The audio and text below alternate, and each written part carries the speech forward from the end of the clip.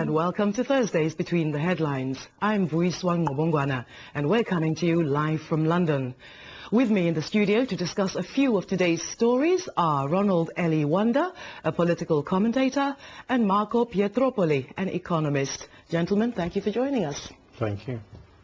The worldwide concern about an economic crisis is brought into greater focus in the run-up to next week's G20 summit here in London. As authorities brace themselves for demonstrations, Europe is looking at how to put its house in order. Today, the Times exposes some flaws within this 10-year-old currency union. Talking of money, the Wall Street Journal features an opinion piece that discusses why foreign aid is hurting, not helping Africa.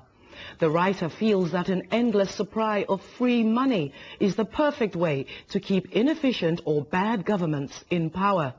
Apparently, over 70% of Africa's public purse comes from foreign aid. But what economic strings are attached to this aid? And does Africa's debt repayment to the IMF mean perpetual economic servitude for the continent? Plus, it's a bad time to be a banker. Morale is low, and there's a perception that the media is targeting and attacking them. Are bankers simply scapegoats for a financial system that was mismanaged at the very highest level? Will Gordon Brown refuse his pension after his role in the credit crisis? And why we should love rats, the four-legged kind, that is. Do stay with us and let us know what you think about anything that we discuss on today's show. Send emails to bth@presstv.co.uk, or you can text us at +44 78 0000 8086. And we'll leap in, gentlemen, straight to our first story, which is covered in the Times. And it goes under the headline, 10 years on, the Eurozone must beware of Greeks bearing debts. The economic crisis has put the euro in danger of splintering. Member states must urgently agree the rules for a bailout. Wow, well, my first thought, Marco, if I could come to you as the economist, is why are the Greeks getting the brunt of the criticism? Well, I think it's probably because they've got one of the weakest economies in the Eurozone. They've had lots of civil unrest in recent times. They've got a very high level of unemployment, especially in the younger population.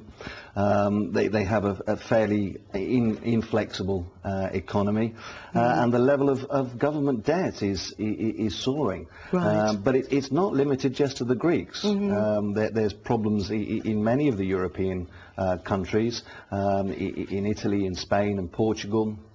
Indeed, even in Austria, there are calls for restraint on fiscal spending.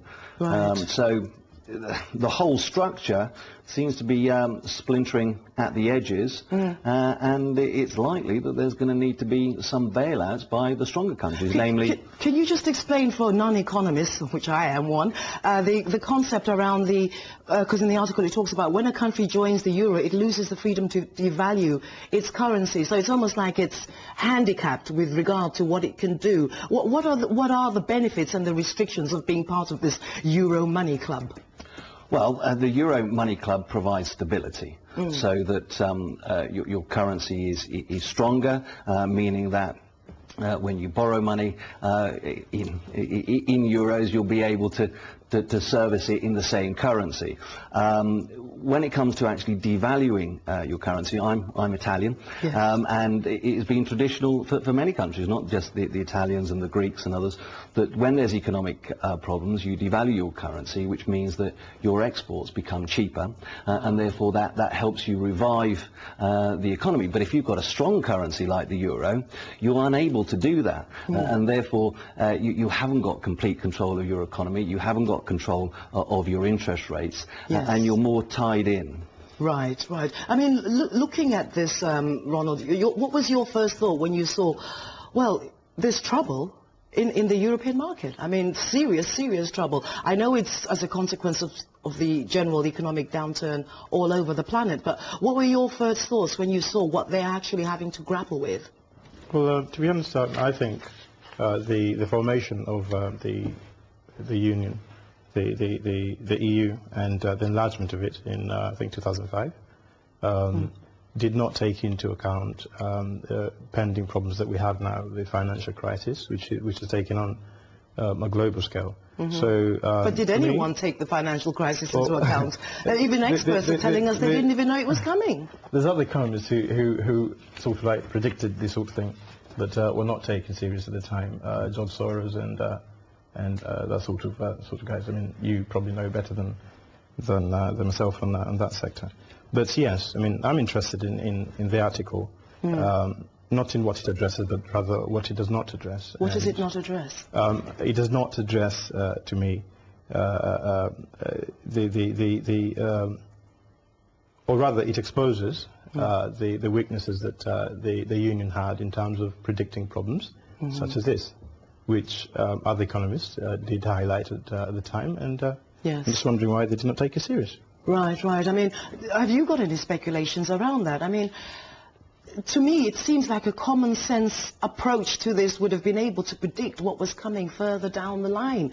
I mean, were people just literally just working on a wing and a prayer? No one wanted to spoil the party. The financial services sector, especially in Britain and many European countries, were doing very well. They were contributing a huge amount of tax to all the various governments, and who wanted to calm things down. The fear was, of course, that if you over-regulate your particular economy, that the business will go to a less regulated part of the world, and therefore you'll lose out. And that was really the fundamental of it. And I don't think anybody really understood the level of gearing and the level of debt that a lot of these financial institutions were getting themselves into, because most of the problems that are being created on the credit derivative side of things were totally unregulated, and they fell outside the traditional regulation, and governments and regulators were simply looking the other way.